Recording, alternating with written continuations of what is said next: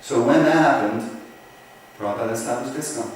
And then he explains in a letter in 1969, again to back to the Gaudiya Math devotees, he says, so far as my starting a separate organization known as the International Society for Krishna Consciousness, it was inevitable because there was no cooperation.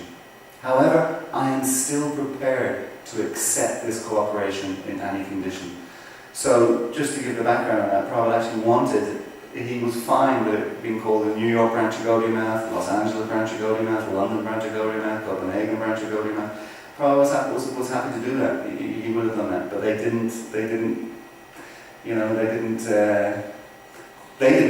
missed the opportunity. Actually, when you think about it, it would have been a wonderful thing if it had happened, but they just weren't interested. So Prabhupada, that's why he established ISKCON. And just to finish this one now, this is a quote from Tamal Krishna's diary, and it's just interesting because those quotes I've given you are from the 60s. Prabhupada writing letters in the 60s, wanting to cooperate, I'm willing to accept this cooperation under any condition. I'll just read this directly.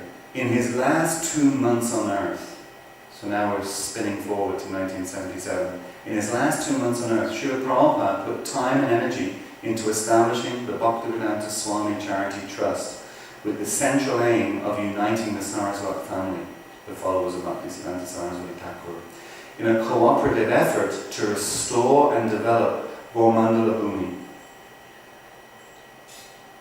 What is that? Anyway, sorry, this is definitely from Tamal Krishna's diary. But anyway, Tamal Krishna Goswami recorded how Srila Prabhupada laid down the aim and provided a concrete example. Prabhupada said, no more non-cooperation. Now everyone cooperate to spread Lord Chaitanya's movement. Just like Srila Maharaj is having trouble finishing his Nath Mandir, so in that way cooperate. So it just goes to show Prabhupada wanted cooperation from the beginning. They weren't really very interested, but then literally in his last 2 months on earth, he established this organization which still exists. They may have adjusted it slightly to have cooperation with the other Gaudiya Maths. Okay, so that's ISKCON. That's basically why the establishment of ISKCON. Okay. Now, why Prabhupada? Why the name Prabhupada? So as followers increased, more and more devotees became initiated, more and more books were published, and the devotees they came to better understand the spiritual master, the role of the spiritual master, but also the unique role of Srila Prabhupada, because of course he was essentially the first Vaishnava spiritual master to come to the West. And just as we understand that the Maha Mantra gradually reveals itself to those who properly chant the Maha Mantra, so the spiritual master, he will become revealed to disciples who are sincere and engaged in his service like that. So this now, just the name Prabhupada, it's just kind of interesting, that you know Govinda Devi Dasi, we know the Prabhupada disciple Govinda Devi Dasi. So she was married, and her husband said to her one day that he wants to call her Govindaji. He just wants to call her Govindaji. This is interesting. These are the kind of things now, you don't even think about it, you just do. But for whatever reason, maybe that term wasn't used so much among the devotees, whatever. So anyway, he announces to her one day that he wants to call her Govindaji. And it just so happened that Prabhupada was with them at that particular time. So they went to Prabhupada, or he went to Prabhupada and asked Prabhupada, is it okay if I call my wife Govindaji? And Prabhupada said, no, it's not. And he said, no, and they asked why. And I said, well, the reason that it's not is because G is a third-class form of address. So we have first class, second class, third class. So it's a third-class form of address, G, like that. So then Govinda Devi Dasi said, well, if it's a third-class form of address, why are we calling you Swamiji? Because that's what, I think this was in 1969, I think this was. So for 3 years, 4 years, whatever it was, all the devotees, that's how they were addressing Prabhupada. He was addressed as Swamiji. And now, 4 years later, just by chance, because one husband wanted to call his wife G, they asked Prabhupada, Prabhupada says, no, don't do that, that's a third-class form of address. So when she said that, well, why are we calling you? Prabhupada's response was, it's not very important. Don't worry about it, it's not very important. And she said, no, Prabhupada, for me, it's very, very important because we don't want to address you in a third-class way. And then they asked Prabhupada, what would be a nice way to address you? And Prabhupada kind of, thought, well, it's, Gurudev or Guru Maharaj or Prabhupada, like that. And Govinda responded again, well, that's three, Prabhupada, which one of them is the best one, She didn't want to have to get mental about choosing one of three, so she was really pushing Prabhupada. And Prabhupada says, well, Prabhupada is nice, And then she said, okay, from today on you will be called Srila Prabhupada. And she took it as her personal mission in ISKCON to get all the devotees to call Prabhupada. Which wasn't easy. She explains that wasn't easy. Because we know what it's like, when someone joins the temple or whatever, and they're back their leaf, right? Back the leaf or whatever it is, or backed in leaf, I'm sure.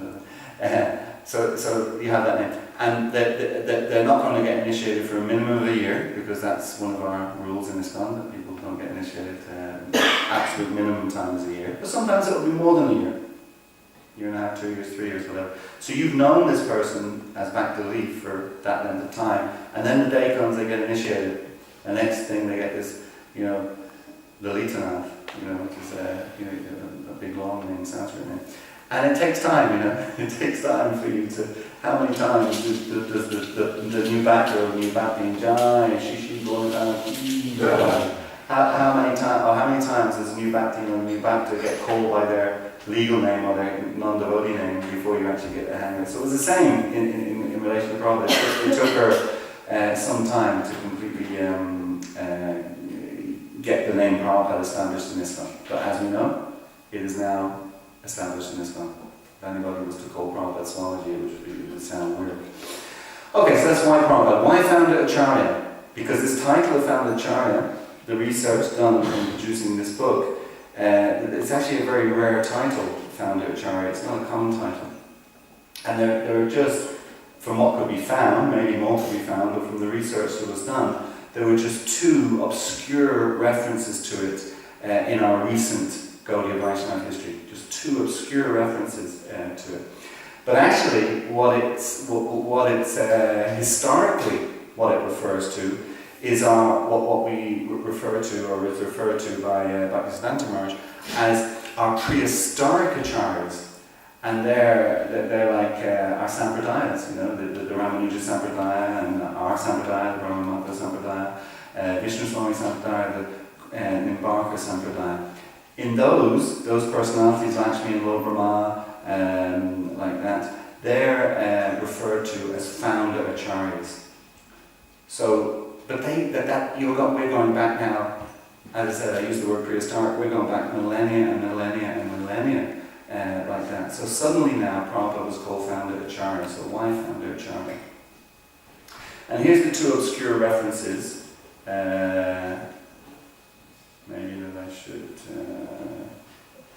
these are the two obscure references. The first one was in the Harmonist in 1930, referring to Bhaktisiddhanta Maharaj. And it said, the Gaudiya Math is also identical with his Founder Acharya. The associates, followers, and abode of his divine grace are limbs of himself. None of them claim to be anything but a fully subordinate limb of this single individual. This unconditional cause of spontaneous submission to the head is found to be not only compatible with, but absolutely necessary for the fullest freedom of initiative of the subordinate limbs. It's a very powerful statement in relation to what the followers of the Founder Acharya, what their consciousness should be. So that's one. And then the next one was in the Harmonist in 1936, so 6 years later. And this was December 1936. This was, I think, just 2 weeks before Bhaktisiddhanta Maharaj physically left this world. The Gaudiya Math is the instrument and counterpart of His Divine Grace, Paramahamsa Paribhajacharya, Shishimad Bhaktisiddhanta Saraswati Goswami Maharaj. It lives and moves and has its being in the Founder Acharya. Now this was making the connection between the Founder Acharya and his institution, the Gaudiya Math, But that was in December 1936, about 2 weeks before Bhaktivedanta Maharaj left. It was only a week following the publication of these words, Bhaktisiddhanta Saraswati Thakur left this world. So both the term Foundaracharya was only used twice, and the second time only a week before he left. So it never took hold as a permanent title for Bhaktisiddhanta Maharaj. That never actually took hold. So Foundaracharya being suitable and consistent for Srila Prabhupada, given those two references to Bhaktisiddhanta Maharaj. Because Srila Bhaktisiddhanta Maharaj, he revived and reformed a weakened tradition. That started with Bhaktivinoda Thakur. At that time, the tradition was almost lost, from the time of Lord Chaitanya. So Bhaktisiddhanta Maharaj, he really revived and reformed it, following on from Bhaktivinoda Thakur, particularly, of course, in relation to establishing a formal organisation like the Gaudiya Math, and then, of course, Prabhupada established ISKCON. And both of them, they created this society, and it was pervaded by their own spirit. It was really very much them. Again, ISKCON and Prabhupada, it's just that they're inseparable. Those two things are inseparable. They embodied the mood of those ancient and original Sampradaya Acharyas. They didn't compromise anything or change anything. They embodied that same mood. And of course, as I said earlier, their prime motive was to deliver pure love of God to suffering humanity. Bhaktisiddhanta Maharaj, of course, he countered impersonal monism. He restored the true theistic Siddhanta. He spread that Siddhanta vigorously through his Gaudiya Math, and he really strongly propagated the philosophy of Chinta Veda Veda Tattva, like that, which Prabhupada, of course, did also. But Prabhupada also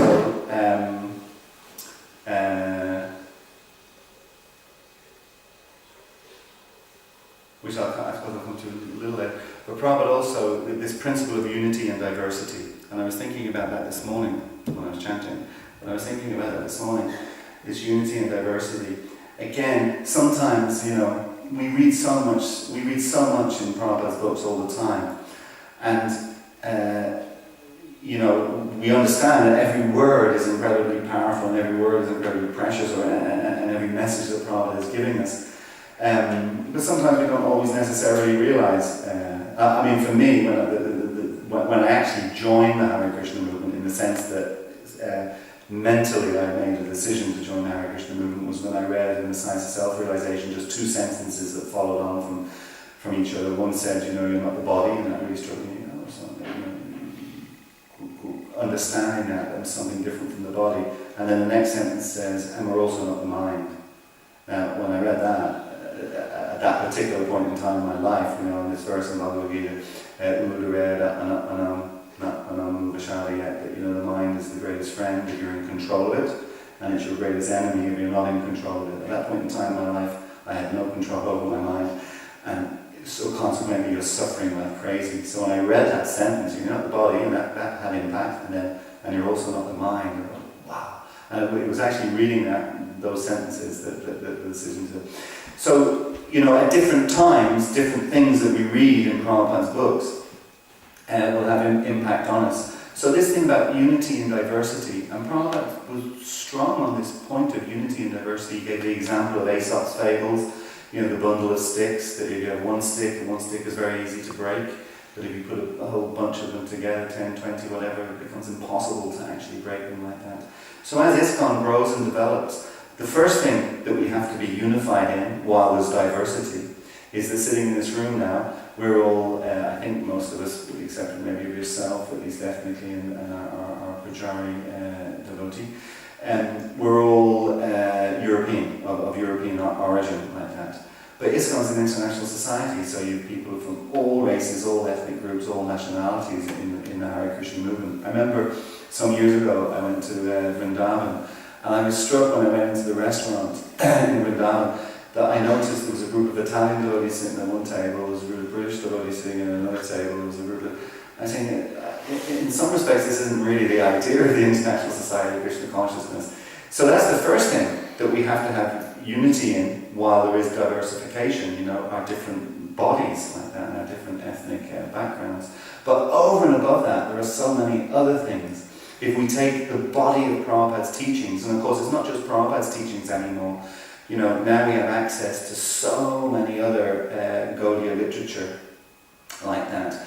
And, you know, in essence, the essence of it is the same, and the mission, delivering pure love of God, developing our own spiritual life to the point that we become purified of all material desires and minorities, etc., and are able to have a loving relationship with the Supreme Personality of Godhead. But within that, there are so many different routes that you can take. So, and they're all okay. In essence, they're all okay.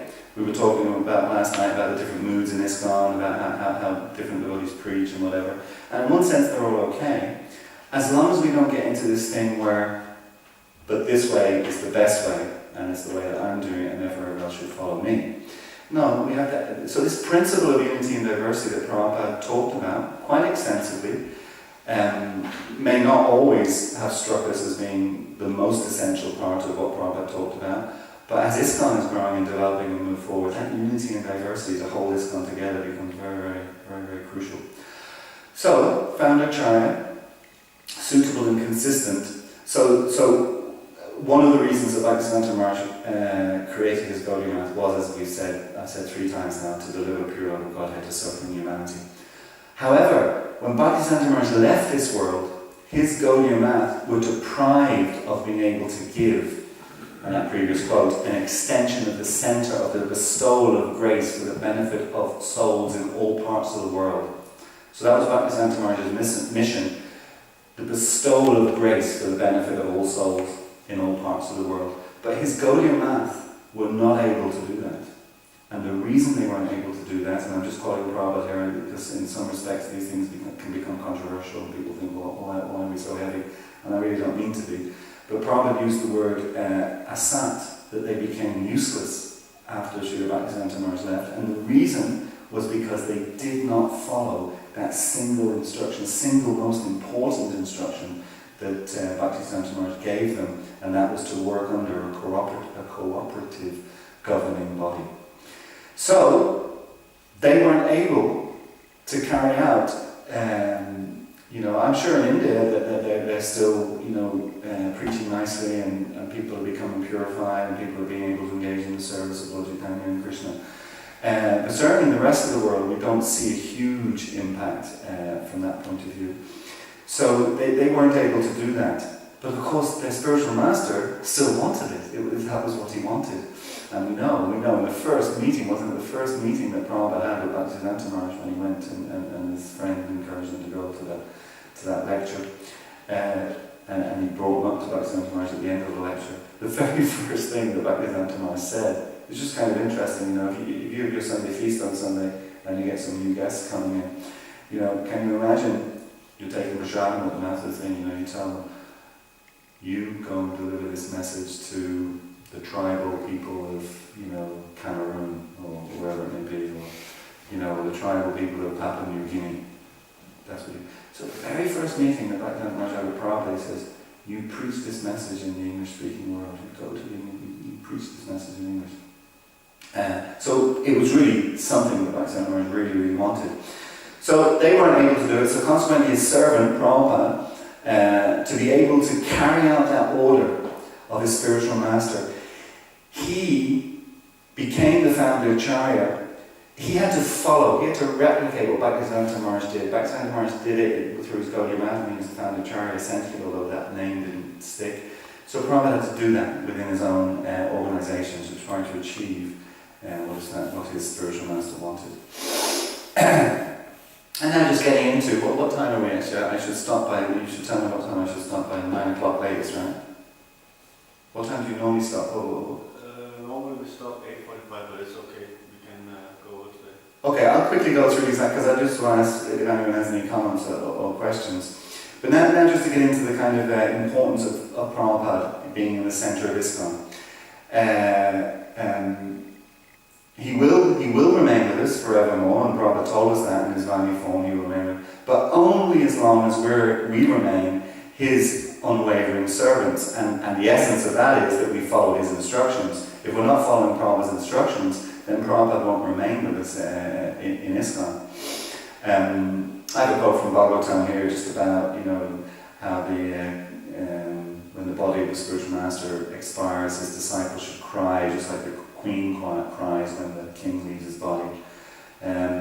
However, the disciple and spiritual master are never separated, because the spiritual master always keeps the company of his disciple as long as the disciple strictly follows the instructions of the spiritual master. So that's a quote from Prabhupada. So it's just an important thing as well. We can't become arrogant in ISKCON, thinking that somehow or another Prabhupada is,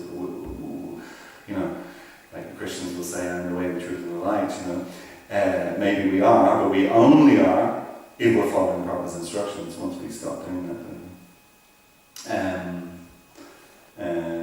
and then going back to that quote from a powerful quote from the harmonist in 1930, where we read that the associates, the followers, and abode of his divine grace are limits of himself. None of them claim to be anything but a fully subordinate limb of a single individual.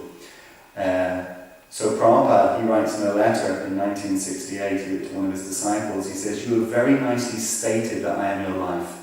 This means you are my body, and so neither life nor body can be separated, because on the spiritual platform there is no such distinction. On material platforms sometimes life is separated from body, but on the absolute platform there is no such distinction."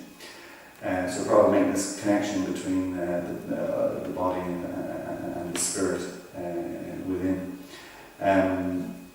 Okay, let's skip over that. Well, because this is just elaborating on, this is going back now to unity and diversity and those famous quotes from Prabhupada, about material nature means dissension and disagreement. In the material world there are varieties but no agreement. In the spiritual world there are varieties but there's also agreement. That's the difference. Because we talked about that,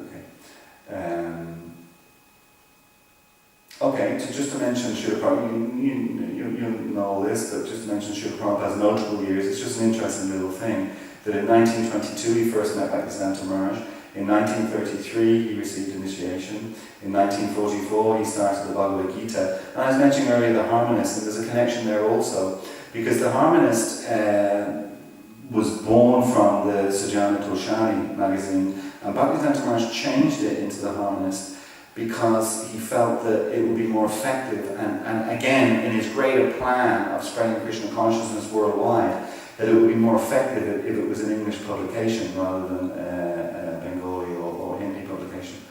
So he changed it to Harmonist, and it's interesting, the Harmonist then, after Bhaktisiddhanta Maharaj, I'm not sure exactly, but sometime after Bhaktisiddhanta Maharaj left, the Harmonist ceased to exist. But Prabhupada, in starting the Bhakti Godhead, was taking, it was just a continuation really from the Sajjana Toshani, then the Harmonist, and then the Bhakti Godhead. Anyway, so 22 meets Bhakti Maharaj, 33 initiated, 44 Bhagavad Gita, 55 he established the League of Devotees, 66 he formed ISKCON, and 77 he left the world. It's quite an amazing thing that, every 11 years. Actually, in 1977, it's recorded in one of Satsuri Maharaj's diary, this ISKCON in the 70s.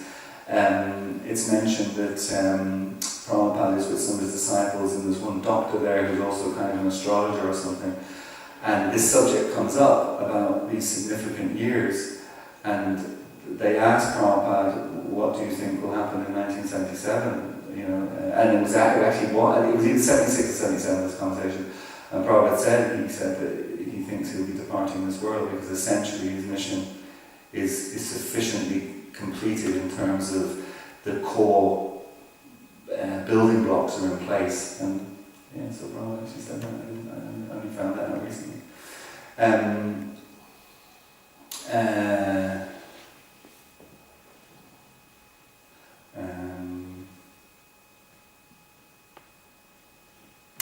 This is just for us really, now Prabhupada's no longer with us physically, but anyway, it's a lecture on Bhaktisiddhanta Maharaj's disappearance day in 1968. Prabhupada delivers it in Los Angeles, and he's just explaining to his devotees, it's a glorification of the spiritual master, but there's certainly instructions, lessons there to his disciples. He's saying, I was born in a different family, my Guru Maharaj was born in a different family. Who knew that I would come into his protection? Who knew I would come to America? Who knew that you American boys and girls would come to me? This is all Krishna's arrangement. We cannot understand how things are taking place.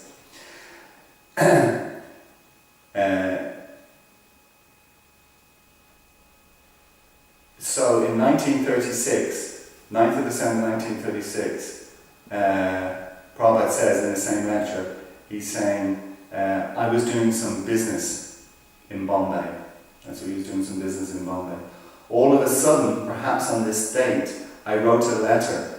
My dear master, your other disciples, brahmachari sannyasis, they are rendering you direct service. I am a householder. I cannot live with you. I cannot serve you nicely. So I do not know. How can I serve you? And then on the 13th of December, so what's that? A week later, less than a week later, Bhaktisiddhanta Maharaj replied. And he said, I am very glad to receive your letter. I think you should try to push our movement in English. That will do good to you and to the people who will help you. And then on the 31st of December 1936, just after writing that letter, Bhaktisiddhanta Maharaj passed away. So it's the final instruction that Prabhupada got from Bhaktisiddhanta Maharaj. But then Prabhupada says, that's 1936. So it's like 30 years later that Prabhupada came to the West. He got that instruction 30 years earlier. But I took that order of my spiritual master very seriously. If we strictly try to serve the spiritual master, his order, then Krishna will give us all facilities. So Prabhupada is basically encouraging his disciples. So he tried a little bit in that spirit, and he's given me all facilities to serve him. Things have come to this stage that in this old age I've come to your country. You're also taking this movement seriously, trying to understand it. We've got some books now, so there is a little foothold of this movement. So on this occasion of my spiritual master's departure, as I am trying to execute his will, similarly I shall also request you to execute the same order through my will. And the implication is that if we sincerely follow that instruction, that we'll have, sincerely follow it like that, we can receive all empowerment just in the similar way that Srila Prabhupada received the empowerment that he received. And it's interesting also that Prabhupada uses the term will, because this is going on to the final point. The first article in Srila Prabhupada's will, the very first article in Srila Prabhupada's will, is the Governing Body Commission, GBC, will be the ultimate managing authority of the entire International Society for Krishna Consciousness. And any lawyer will tell you, when somebody's putting together their will, the most important one is the first one, the first article. That's what the person is most wants to focus on. So again, this is just following the instruction of Bhaktisiddhanta Maharaj again.